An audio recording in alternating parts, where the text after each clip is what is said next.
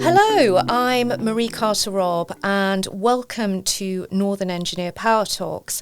Today, for our very first show, put my teeth in it, very first show, we're joined by Nick Thompson of Sheffield-based robotics. Welcome, Nick. Now, this is a 5-minute, as I've said, conversation, and robotics, such an exciting industry to be in at the moment. Can you tell us a little bit about your company, sort of a quick sort of elevator pitch, if you like? Certainly, and you're right, it's a very exciting place to be at the moment. We're seeing all these different types of robots coming out and being showcased on X and LinkedIn and so on. We're seeing humanoids, quadrupeds, robot dogs, sort of balancing robots, doing things that defy gravity. It's a very exciting place to be, and you can see the real use cases of these robots starting to emerge. And the problem we're solving is that there's all these different robots being announced every week. As I say, these amazing quadrupeds that can dance and leap over sort of impossible objects, the humanoids that can navigate the world around them very effectively and do useful things. All these different robots, different manufacturers, different models within each manufacturer, and each one of them's got its own ecosystem. So, where do you start? As a developer, as a roboticist, you've got to go and learn these robots and learn them inside out. So we're saying, look, take a step back. What about looking at Bo, where we've created a universal platform for software developers to program robots?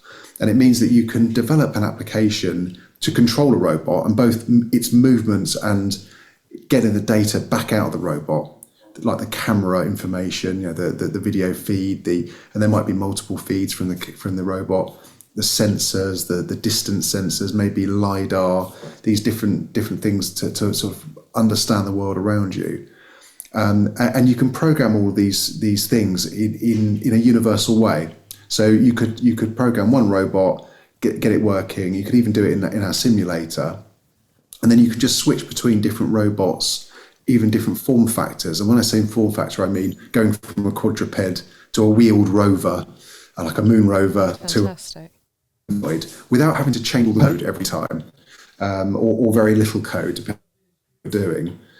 So that's really what Bo is. It's a universal software platform for controlling and getting information out of robots. And when did you start?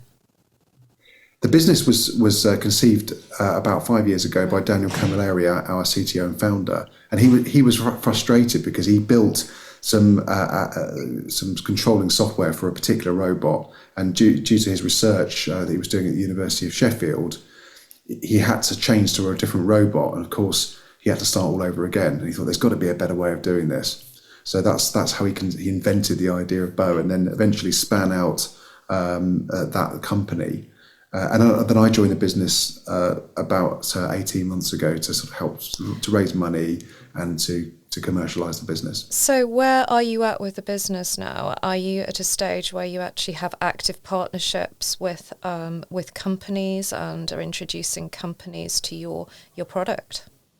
We are indeed. I mean, where we are, we raised a seed round at the end of last year, announced that in January. So that's sort of set us off now with a runway to grow the team and to start, our marketing process and get the business commercially launched.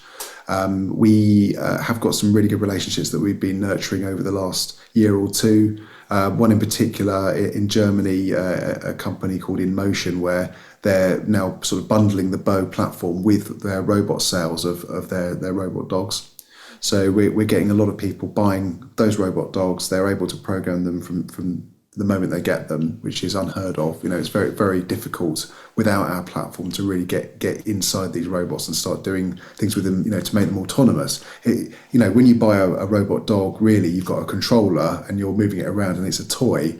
But that's only going to be, if you're spending many thousands of pounds on these robots, that's not really why you're buying them. You want them to do useful things. Can you just give our viewers and listeners an idea of some of the practical applications for these robot dogs? Yeah, the main use case we see is the sort of security and inspection side of it. So imagine a robot dog navigating the perimeter of a warehouse, indoors or outdoors, and it could be looking out for anomalies, things out of place, people out of place, and then being able to report that information, alert maybe a control room. And what we've actually done to proliferate that is to build an application to showcase the power of Bo.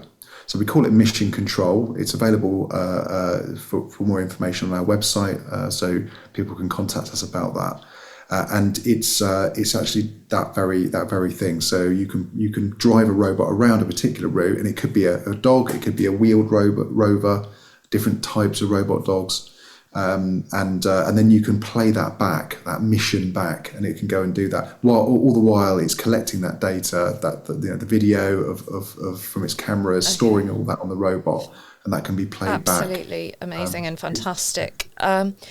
Nick, we're drawing to the end of this. I'm just thinking about the future. Obviously, robotics is it's just going to take off in a big way over the next few years, over the next decade. What future applications, in a nutshell, can you see? Are you excited about the future? I'm guessing you are. Sort of, space as well, as we explore beyond Earth. Robotics will be, nascent. I think that's exactly the point, that robots can go where humans can't. Whether that's down a mine, in a tunnel, or in space, these hazardous environments are the perfect place for robots, because the value of a robot can't be compared to the value of human life. And the robots are obviously getting much more sophisticated every week, and it's absolutely feasible that robots can be working with 3D printers to create objects and structures in places autonomously. Or remotely controlled. So yes, space is a big area. Certainly, use of robots in the home is going to be a big thing in the next decade or two, and we can really see a time when robots are there to help us with our everyday lives.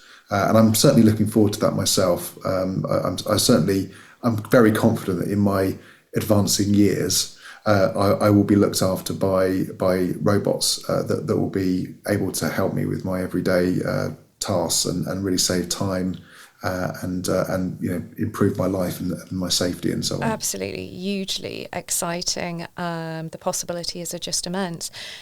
Thanks, Nick. That was incredibly insightful. That was the latest of our Northern Engineer Power Talks.